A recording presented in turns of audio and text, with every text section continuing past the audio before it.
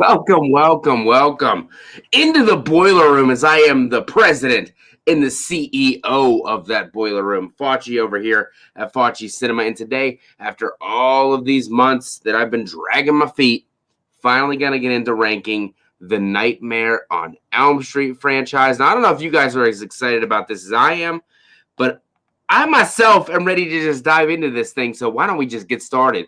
And let's get this bad boy rolling right now.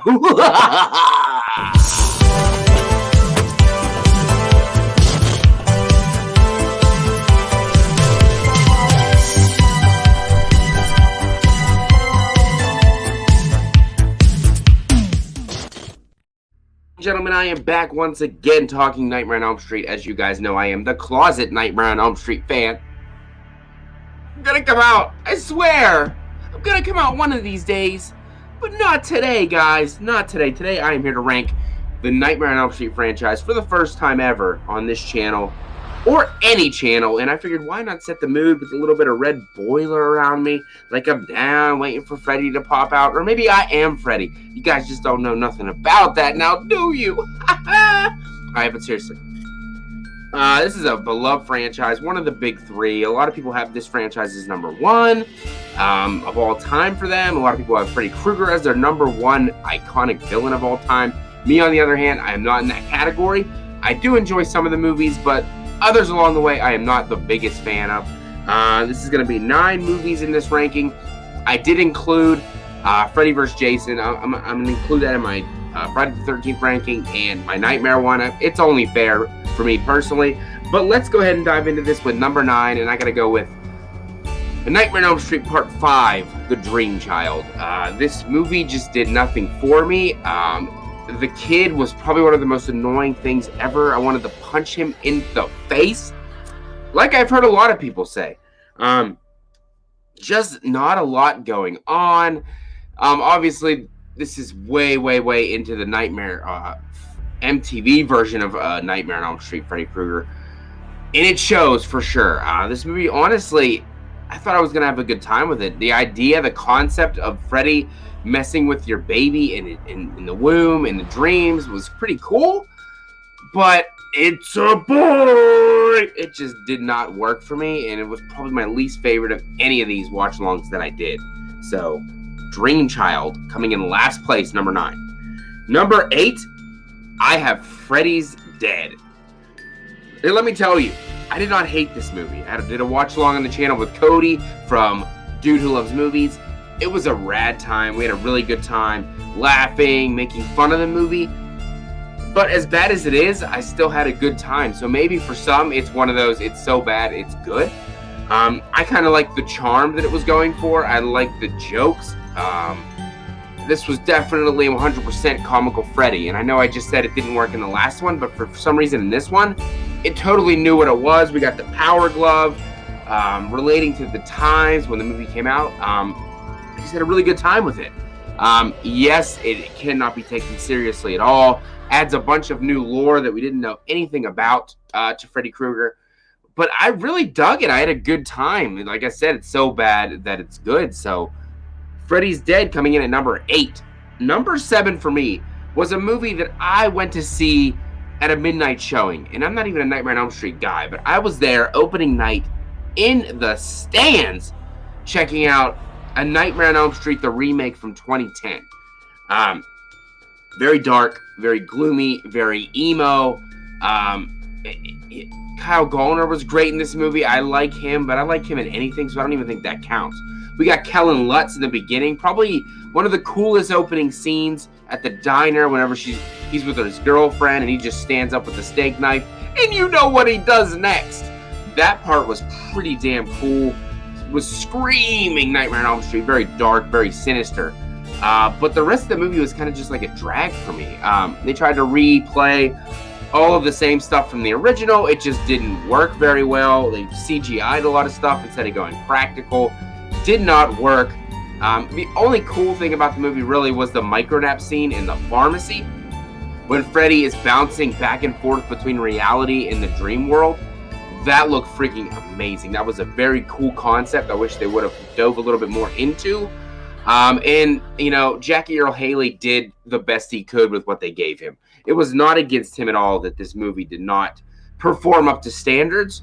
The makeup effects were terrible. They want more CGI, more of a realistic burn victim, which I'm for that look. However, the CGI just ruined it and made him look like a demented squirrel from Planet Squirrelzilla. I don't know what that was. Just go with what I'm saying here, okay? All right. Number 7, Nightmare on Elm Street Remake 2010. Coming in at number 6, I have Freddy vs. Jason. Saw this movie in theaters twice. Loved it as a kid. Loved it very young. As I got older, just didn't have the best time with this movie. I really don't like the characters. I know what you're saying. This is a Friday the 13th type of movie. The characters aren't supposed to be that great. I just cannot get into any of them, except for Monica Keena's character. Laurie, she is beautiful, and I think that's pretty much the only reason. Very beautiful. Absolutely stunning. But other than that, the kills are kind of, you know. Jason by water, Freddy by fire. How can we use that? Very interesting concept. No, that's not an interesting concept at all. It doesn't make any fucking sense. Jason's in the water all the time. He comes out of it half the time. He goes into it. It doesn't make any sense. Freddy lives in a boiler room. Doesn't make any sense. But, you know, it's the battle. The third act is the part we're all waiting for. The two icons battle it out, duke it out. It's a good fight to the end. My vote's for Jason, obviously. I think he won. He did get a little bit of assistance in the matter, but hey, he came walking out the water holding a head. Freddy wasn't dead, but could have been a dream. Who knows? Or maybe the whole thing was a dream and none of it really happened. Take that to the fucking grave, bro. No, I don't know. More nonsense bullshit I'm pulling up right here, guys. Number 6, Freddy vs. Jason. Coming in at number 5, I have Wes Craven's New Nightmare, which, if you guys haven't heard, there is a new fan film coming out from Cecil Laird, Robert the Wolfman. Miko Hughes is back. Dave McRae, the amazing YouTuber, plays the iconic Freddy Krueger. Definitely check it out when it drops, I believe in August, but stay tuned for that. That is a sequel to this. This is Wes Craven coming back, being Scream before Scream was Scream, going 100% meta, living in the real world. And, you know, it's not exactly Freddy Krueger. It's more of a demon who looks like Freddy Krueger in this one, but it still works. Miko Hughes' performance is amazing, especially when he acts like possessed and stuff, because this is a little bit after, you know, down the line from when he was in Pet Sematary. He's grown up a little bit. He freaking owns, man. Heather Langenkamp comes back, obviously, to play herself. We got Robert Englund playing himself and Freddy Krueger. This movie works. It's so creepy. The third act down, when it looks like they're in Greece with the pillars and, you know, the nursery rhyme stuff in this movie. Very creepy for kids. And a scene that always stuck out to me was when the dad is driving home. He falls asleep and the glove comes up between the seat by his dicky doo, and, you know, he gets a little sliced and diced up in that truck. That scene always stood out to me. And we get the iconic Rex in this movie, the protective dinosaur who keeps Freddy the demon at bay. It's a good movie, definitely something different. Not any better to go a little bit higher for me, but definitely right in the middle of the pack. Wes Craven's New Nightmare, number 5. Coming in at number 4, this is going to be a heartbreaker for you guys. Nightmare on Elm Street Part 3, Dream Warriors. I can feel the heat. I feel the tomatoes hitting me in the fucking face. But I've heard another person talk about this movie like this as well. Mike from Wham is not the biggest fan of this movie. Does it have its moments? Hell yeah. I love all the characters. Kincaid is my favorite. He's so super strong and bending pipes and shit. But the other guy's a fucking wizard looking like a generic Harry Potter. I'm not all about that. The sexy girl on the street with the street knives. I mean, that part is iconic. When he holds up the heroin needle glove and he's like, let's get high. I mean, that is some good shit right there. And obviously the creepy marionette kill. So iconic. Probably one of the most grossest things ever. He's pulling the ligaments and shit. Gross as hell. But it just gets a little kooky. They bring the skeleton from the graveyard when Heather Langenkamp's dad, played by the amazing John Saxon, returns. It's like some Evil Dead stuff, which I'm not a fan of, so that's probably why it drops down for me. That, like, skeleton fight in the graveyard. I'm not a fan of that. I might be mixing up movies here. Like I said, I'm not the biggest fucking Nightmare guy, and I haven't watched these movies in months, so I kind of forget. But if I'm wrong with that one, let me know down below in the comment section. I need to know these things so I can be better for you guys instead of some mediocre piece of shit YouTuber. God. Mom, I'm trying. Mom just doesn't care. She doesn't care. My wife's over there giving me dirty looks. Like, you are an asshole. It is what it is, guys. But yeah, I got a killer soundtrack. Obviously, we get Dream Warriors. Great song, but not enough to bring this up any higher for me. I'm sorry. And to continue the tomato throwing, we're going to dive into my number 3 right here. And this is going to get me shot in the streets tonight. The 1984 classic, A Nightmare on Elm Street. Yes, I said it. Number 3. Not number 1. Another franchise for me where the first original one is not number 1. Do I love it? Yes. It is the introduction of Freddy Krueger. It's the introduction of the dream world, of a killer in your dreams. Something that never happened before. Something original brought to the table. But in a slasher form. This really knocked it out of the park. I mean, when you had Friday the 13th, the prototypical slasher, and then you had Halloween, which was, you know, part slasher, part suspense thriller. And then you get this, a stalker killer in your dreams, a slasher that only comes when you fall asleep. And what's everybody got to do? Everybody got to fall asleep, so you can never avoid Freddy. Very interesting concept, you know. We get young Johnny Depp in here. The introduction of Johnny Depp as Glenn getting sucked into the bed watching Miss America pageant or Miss USA or something where he had some lubrication and tissues. I'm not 100% sure. He's wearing that little baby tight jersey. I mean, who doesn't have one of those in their wardrobe? I don't. Maybe you do. Heather Langenkamp, obviously, as Nancy. John Saxon in this one. It's a great story. It really, really is. But, you know, I just have a lot of fun with the 2 above this list. I'm taking nothing away. I believe I gave this movie a 4.5 out of 5 stars. I mean, the third act is that last 5 to 10 minutes is just awful. You know, the blow up doll, the Corvette pulling away. Just not feeling it. We do get the 1, 2, Freddy's coming for you. The score, the soundtrack, that song is great.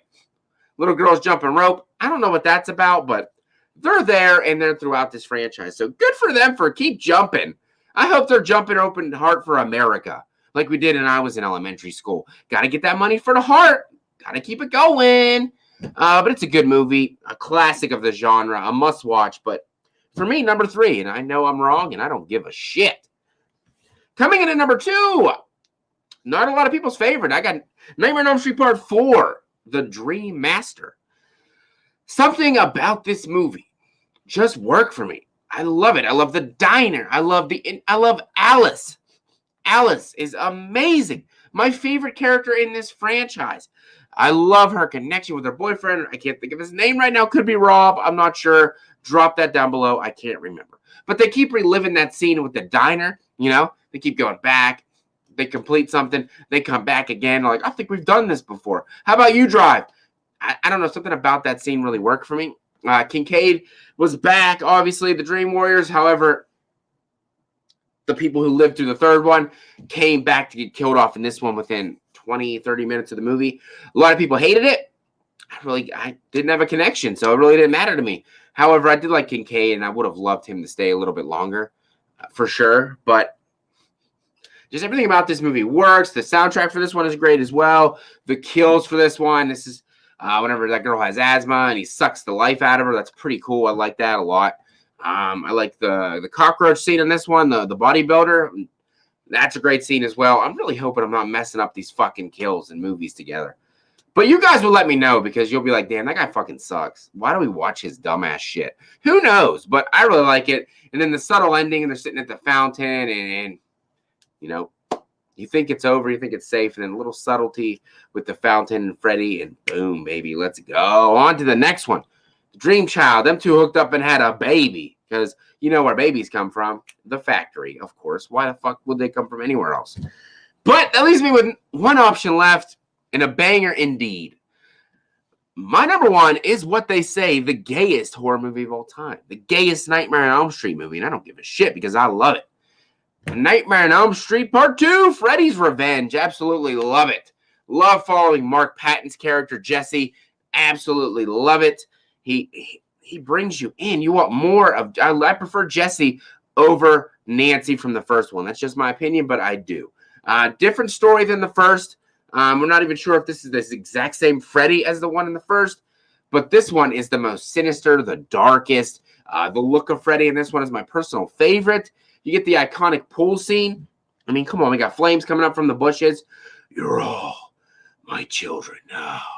How can you not love that? He walks through the bushes, catches them on fire, walks out of there. He kills a shit ton of people at that pool party. I don't know how he comes out of Jesse in the bedroom. He's inside of Jesse, and he just rips himself out. You know, the glove is a little because it's like Freddy's hand, with literally the hand with the glove, with the knives coming out of the fingers. That's all right. But this one just rocks for me, man. The gym teacher kill. I know a lot of gay undertones, which honestly, I never really noticed it until it got pointed out to me. They are definitely there. They are. But I never really noticed it. You know, that scene in the bedroom when he's listening to music. Touch me, baby. Drive me crazy all night long. He's bumping his ass against that drawer to close it. I mean, who can fucking talk to themselves and be honest with themselves and say, they've never done that before? Because I fucking sure now have. When I'm cooking, putting the dishwasher away, cleaning, I'm in the kitchen getting my groove on, just like my boy Jesse, Mark Patton. So props to Mark Patton. Amazing performance. I know he had a rough time on set, had a rough time afterwards, but I really dug it. The performance was amazing. I love Robert Englund again as Freddy Krueger, dominated. And I'm just a huge Freddy Revenge guy. And I know that's going to take a lot of heat, but I've seen a lot of people really, really like that movie. And I am curious to know your guys' thoughts on my rankings. Please, please, please leave them down in the comment section below. Would love to hear them. Let me know your ranking. If you don't want to put all of them, let me know your favorite one. Let me know your top 3. I would love to have a discussion down below, and it really helps out the channel. Please like the video, subscribe if you are new, and ring that bell because it will notify you anytime I upload a new video. And if you are looking to support me in this mediocrity that I call Faccis Cinema, links are below to my Patreon and Buy Me a Coffee and my YouTube membership. All support is greatly appreciated and never goes unnoticed. I could not do any of this without you at all. I really hope you like the ranking. I really hope you're not going to shit on me too bad. I know a lot of moments in this had you going like this right here. What the fuck is he doing? He stick me in the ass. I know it probably did, but let me know down below. Love to hear from you guys. Love to know your thoughts, and I will see you guys in the next video. Gonna do as many pre-recorded videos as I can because I had some requests. And the first one I did, Tears for Fears 1981, did pretty well for me. So I will leave a link for that somewhere in this video as well. Check that out after you're done checking this out. Probably at the end screen right over here somewhere. Click on that and watch the next one. And then just keep on going. Love your faces. I'll see you in the next one, baby. I'm going to keep grinding, slashing, and fucking bashing here in the boiler room. CEO!